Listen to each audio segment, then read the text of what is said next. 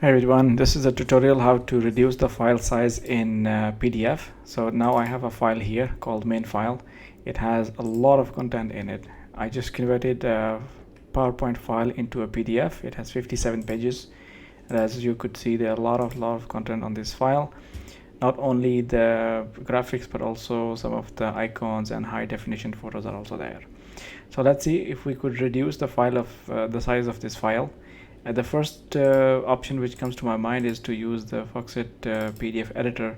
In order to reduce the file, we go to File, PDF Optimizer, and we do the optimization for the current file. And we say, okay, I would want to reduce the file size of this file.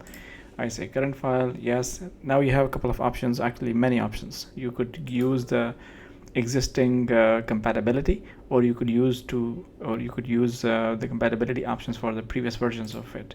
So depending on your choice, you could say yes, I would want to do that. It will ask you where to save this file. You could say, okay, I would want to save it in the same folder, main file, reduce. I will just rename it. It will take its time in the background to realize how it could reduce to a shorter file size. If you have so many slides, you need to bear with me. And now you have this new file created. I had the original file, which was main file, around 12 MB, and the reduced file size is around 9.5 MB.